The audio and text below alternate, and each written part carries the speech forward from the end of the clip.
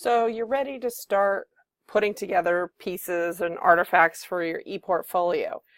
Now, like I showed in the Spark ePortfolio Introduction and Overview video, you're not going to be able to put all of your um, artifacts in Spark. You're going to need to link to a couple of them, at least your papers. So what you probably are going to want to do is you're going to want to build what we call an archive portfolio, a place where you just kind of dump everything that you might use or you might need, and then you can pull from there. So what we're going to say is you're going to build an archive portfolio in Gdrive, and that's what this video is going to help you do. So what you're probably going to be asked to do, and if you're watching this video as assigned to a part of a course, this is probably what you're doing, is you're going to probably have to go to your course Gdrive area. Yes, I have that many accounts, I know. And probably within the project, so for in this particular class, it's project 3, and you're going to be asked to make a folder for your archive portfolio, your Gdrive folder. So come up over here on the left-hand corner, put folder, probably your last name, maybe your term. Your instructor will probably give you specific guidelines. And so you start a folder. I'm now going to delete the one I just started because I already have one here. Then what you're going to want to do is you're going to want to put files in that folder. So what you see in here is you see some Word documents, or well, Google Drive, Google Docs that I might use in my portfolio. You see some screenshots, and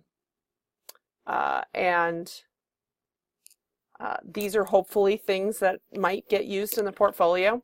So you have your folder. I want to show you a couple ways that you're going to dump things in here. So one, the easiest way to dump anything into a folder is to drag and drop it. So I'm dragging from my desktop a screenshot, and voila, it added it there. Actually, I think it was a, oh yeah, keep as I replicated. Let's go take a screenshot. So if I want to take a screenshot of like this activity, I want to say that this activity is demonstrating something. You need to learn how to take a screenshot with your particular computer. Here, I made this image as big on the screen as I could probably get. That'll be better. It'll be a clearer picture if I do that. But there, I took a screenshot. I'm now going to drag and drop that new screenshot over here. And that's just to keep everything in one place, make sure I have it. Now, if I have a Microsoft Word document, a word processing document, you can just, again, drag and drop it over here. Now, you can either leave it as the Word document, or you can right-click, open with a Google Doc, and it'll convert it. Just be warned, if you convert, sometimes the formatting doesn't convert clearly. You'll want to go in and reread it. So a CV in academic world it's academic or professor's resumes. So I just dropped that in. So what you see here now is I have a Word document and I have a Google Doc, both of them. Now you are being asked to include your major projects for the course as part of your assignment, and they may already exist. So like in this course, let's go back out here. Oh, went too far. There we go. Projects 1, 2, and 3, students have work in each of those projects, and instead of making a new copy or instead of moving it, you can technically in Google Drive, you can move a file so it's in 2 folders. So say I wanted this project 1 assignment prompt, or actually I'm going to go for the project 3. That's what this is, portfolio and reflection assignment prompt.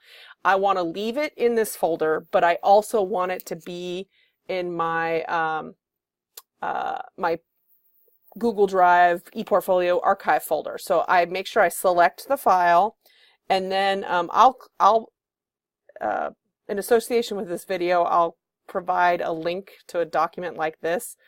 Basically, if you Google how to have files in multiple folders in Google Drive, it tells you how. But what we're doing right now is there. In most cases, if you click the Shift button and the letter Z as in zebra, it gives you the option to, you're not moving it, you're adding it.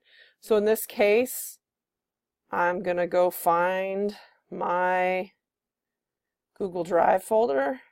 There we go. project 3. There's my folder, and now I'm going to add it. So what that means is the project 3 file is here, and if we go down to project, it is now also here. And it's the same file. It's the exact same file. So if I open it up from here and I edit it, it'll edit it on the other document. Okay, I think those are most likely the files you're going to want in here. The last thing I need to do, if you're going to connect or link to files in here, you need to make sure your folder is visible so people can see the links. What you're going to want to do is come up here in the title of the folder. So see how it has little carrots, little breadcrumbs? You want to go to the one that's on the far right. It's the furthest right over, or if you want, you can click this little plus person sign, but I usually like clicking on the title of the folder so I know exactly what I'm in. I'm going to click on the title of the folder, and then I'm going to click Share. Now, what's interesting is Google gives you a lot of sharing options. So here you'll notice that anyone at the University of Arizona can edit, anyone at the University of Arizona can view. I'm going to click More. You can have it public, anyone on the web. So that means anyone on the web can find it. It's searchable and access it. Anyone with a link means they have to have a direct link to it. University of Arizona, anyone at the University of Arizona, again, they can search it, or anyone at the University of Arizona with a direct link. In this instance, what we need to have you do is it has to be one of these Arizona options. It can be either one. You're probably safer with the anyone can find it and access, but really you're going to be giving direct links, so you can do that as well. And then can view only. You don't necessarily want people editing. You want them to be able to, again, if you're linking to your project number 1 or your project number 2 from class, people only need to view that work. So again, University of Arizona can view only. Click Save. And done. Okay, so that is a video showing you how to make your folder, how to dump different artifacts and to replicate artifacts in Google Drive, and then how to publish the folder to everyone at the University of Arizona so your instructor and your classmates can see it when you link out from Spark.